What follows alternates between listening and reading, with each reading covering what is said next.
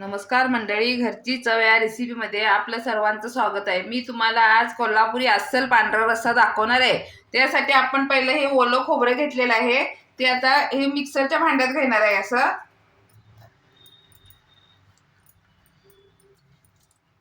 3-4 पाकळ्या लसणाच्या कुड्या घ्या, अद्रक आणि हे काजू आणि बदाम थोडेसे मी उकडून घेतलेले आहेत, ते आता आपण ह्याच्यातच टाकणार मिक्स मध्ये सगळं। थोडा वेळ उकडून घेतलेले आहे आणि हे आपण बारीक करणार आणि याचं दूध काढणार आपण। आता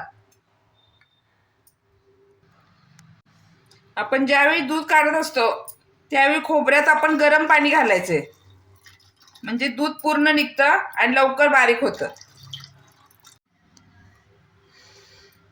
आता आपण हे मिक्सरला काढून घेतलेलं आहे। हे आता आपण माझ्याकडे बारीक चाळणी आहे, त्याच्यात मी पहिलं गाळणार आहे आणि तुमच्याकडे जर नसेल ना तुम्ही कपड्यात पण गाळू शकता। असं हे पहिल्यांदा थोडंच निघतं। असं हे गरम पाणी घातल्यामुळे तो आपल्याला लवकर रिकामा होतो। हे बघा एकदम बारीक घट्ट यायला लागला बघा।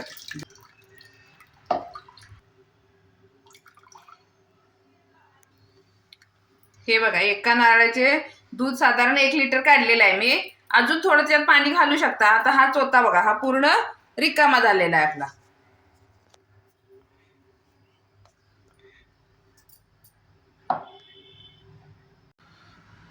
मी आता पांढऱ्या रस्स्यासाठी मसाला तयार करणार आहे। त्यासाठी आपल्याला मिरची घेतली फोडणीसाठी, तमालपत्री फोडणीसाठी घेतली आणि फोडणीला ह्याच्यातली 4-5 मिरी घालायची आणि वाटायला 4-5 घ्यायची आणि लवंग पण 2-3 वाटायच्या आणि 2-3 हे करायचं आणि मसाले वेलदोडे आणि चक्री फूल मेन आहे। हे सगळं आपण आता हे बारीक करून घेणार आहे। आपण आता फोडणीला तूप टाकायचं, याला तेल टाकायचं नाही, तूप टाकायचं।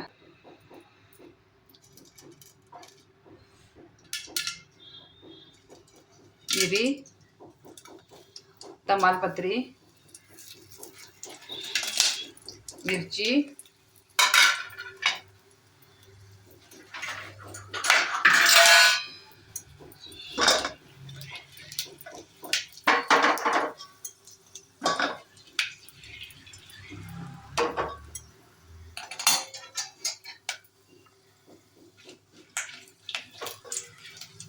तुपामुळे धूर यायला लागला।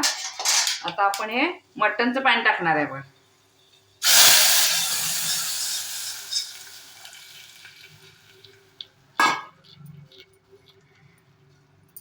त्याच्यात मीठ आहे हा मटणच्या पाण्यात सुद्धा, तसं काय होत नाही। आणि आपण आता हे दूध टाकणार आहे लगेच, नारळाचं आपण आता हे दूध टाकणार।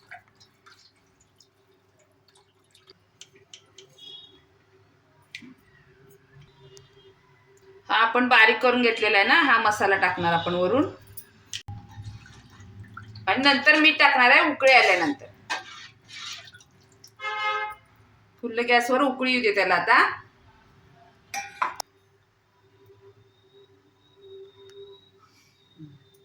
हे बघा आता उकळला पूर्ण। मला हा सगळाच मसाला टाकावा लागणार आहे, थोडासा स्वाद कमी आहे। हा सगळा मसाला लागला त्याला, 4 वेलची, 2 चक्री फूल एवढ्याला लागला। आपण आता गॅस बंद करणार आणि मीठ टाकणार याच्यामध्ये। झाला तयार। मीठ जरा गॅस बंद केल्यावर मीठ टाका, फुटत नाही तरी पण मीठ टाकत नंतर। एवढं